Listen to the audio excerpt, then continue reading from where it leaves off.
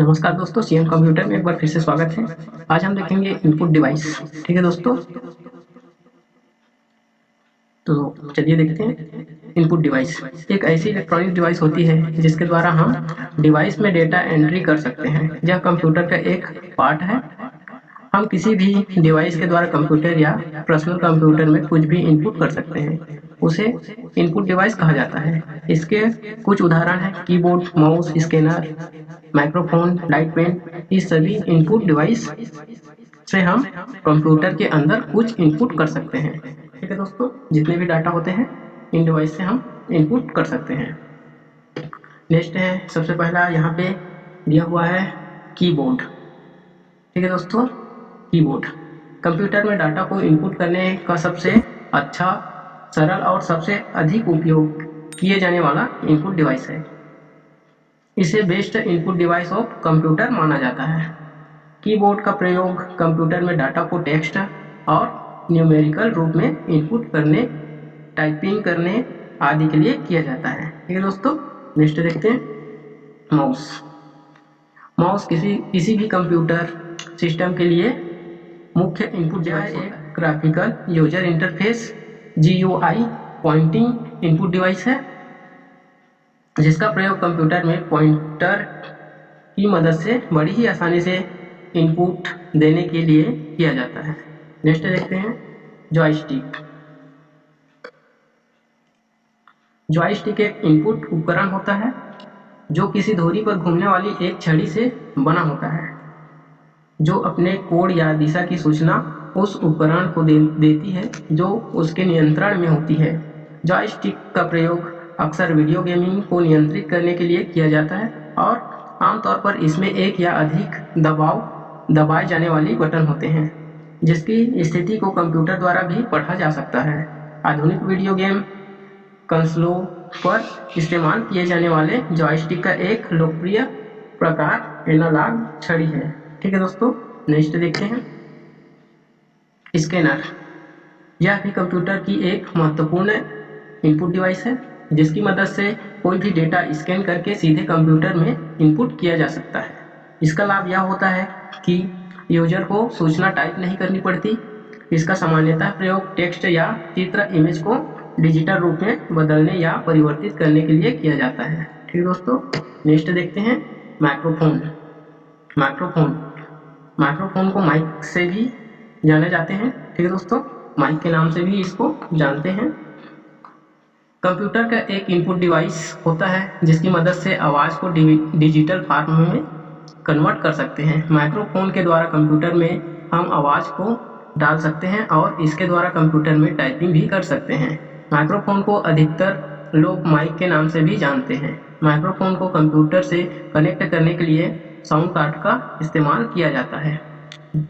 आजकल सभी कंप्यूटरों में साउंड कार्ड दे दिया रहता है। ठीक है दोस्तों, अगर किसी कंप्यूटर में नहीं दिया रहता है तो साउंड कार्ड इंस्टॉल करवा लें। ठीक है दोस्तों, चलिए नेक्स्ट देखते हैं वेब कैमरा। यह एक वीडियो कैमरा है जिसका उपयोग कंप्यूटर में किया जाता है। यह कंप्यूटर नेटवर्क का एक भाग होता है जिसके माध्यम से हम दूर बैठे व्यक्ति से वीडियो कॉल आदि कर पाते हैं। ठीक है दोस्तों, यह सॉफ्टवेयर के आधार पर कार्य करता है, अर्थात इसके संचालन हेतु पहले कंप्यूटर में सॉफ्टवेयर को स्थापित करना पड़ता है। वेब कैमरा को वेबकैम के नाम से भी जाना जाता है। वेब कैमरा को वेबकैम के नाम से भी जाना जाता है। ठीक है दोस्तों, नेक्स्ट देखते हैं light pen. Light pen computer की एक इनपुट डिवाइस होती है जो कंप्यूटर में माउस की तरह ही काम में ली जाती है। लाइट पेन को एक पॉइंटर डिवाइस भी कह सकते हैं। लाइट पेन को पॉइंटर डिवाइस भी कह सकते हैं। ठीक है दोस्तों, लाइट पेन को कंप्यूटर स्क्रीन के ऊपर से चलाते हैं। लाइट पेन की मदद से कंप्यूटर स्क्रीन में किसी भी आइकन पर क्लिक कर सकते हैं, उसे ओपन कर सकते हैं, या इंटर और ओके की तरह ही काम करता है। ठीक है दोस्तों, नेक्स्ट देखते हैं बारकोड रीडर।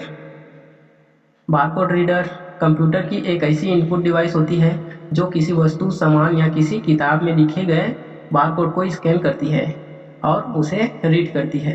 यह एक प्रकार का स्कैनर डिवाइस होता है। एक बारकोड में किसी वस्तु की कीमत, expiry date, manufacture date, product number आदि की जानकारी होती है। ठीक है दोस्तों। नेक्स्ट है track ball. Track ball mouse की तरह ही दिखने वाली एक डिवाइस है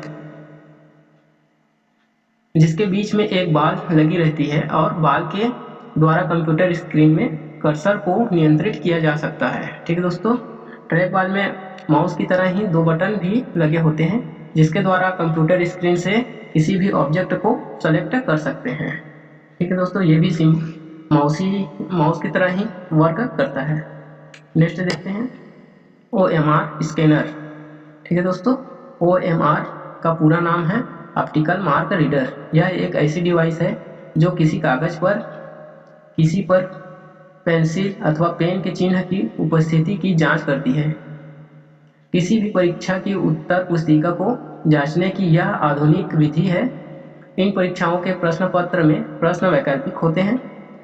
इनमें परीक्षार्थी को प्रश्न के उत्तर के ऊपर में दिए गए निश्चित संख्या के विकल्पों में से वांछित उत्तर के बॉक्स को पेंसिल से भरना होता है। इस प्रकार चिन्हित उत्तर पुस्तिका की शीट पर प्रकाश डालता है और परावर्तित प्रकाश की जांच की जाती है। ठीक है दोस्तों। जैसे इसमें बिंदी बिंदी जो दिखाई दे रहा है, ठीक है, वो क्या करता है, स्कैनर सिर्फ इस बिंदु को काउंट करता है क्योंकि ये निश्चित दूरी पे बिंदी दिया हुआ है। ठीक है दोस्तों। तो ये जो है OMR इस बिंदी को जो पेन से भरे होते हैं गोला, उसी को ये जांच करके रिजल्ट देता है। नेक्स्ट देखते हैं OCR। ठीक है दोस्तों। OCR का पूरा नाम ऑप्टिकल कैरेक्टर रिकॉग्निशन है। यह एक ऐसी तकनीकी है जिसमें छपे हुए कैरेक्टर में परस्पर तुलना करके OCR के मानक कैरेक्टर को पहचाना जाता है। कंप्यूटर में स्थित OCR-A तथा OCR-B फॉन्ट को OCR स्टैंडर्ड कहा जाता है। ऑप्टिकल कैरेक्टर रिकॉग्निशन में स्थित फोटो इलेक्ट्रिक डिवाइस इन कैरेक्टर्स को स्कैन करती है और परावर्तित प्रकाश के डेटा को बाइनरी डेटा में परिवर्तित करके कंप्यूटर में प्रविष्ट कर देती है। कंप्यूटर में इसकी पहचान OCR स्टैंडर्ड फॉन्ट से की जाती है। इस उपकरण की सामान्यतः गति लगभग 1500 से 3000 कैरेक्टर्स प्रति सेकंड होती है। ठीक है दोस्तों। नेक्स्ट देखते हैं MICR स्कैनर। MICR एक विशेष प्रकार के स्कैनर होते हैं जो सिर्फ उन्हीं कैरेक्टर्स को पढ़ते हैं जो एक विशेष मैग्नेटिक इंक चुंबकीय स्याही जिसमें आयरन ऑक्साइड के कण मौजूद होते हैं से लिखे या छपे होते हैं, उसी को ये पहचान करके क्या करता है, रीड करता है। ठीक है दोस्तों। जैसे चेकबुक के अंदर एक बार स्याही से छपा हुआ एक बार कोड जैसा होता है, उसी को ये क्या करता है, रीड करता है। ठीक है दोस्तों। आज के लिए बस इतना ही। आशा है कि इनपुट डिवाइस समझ गए होंगे।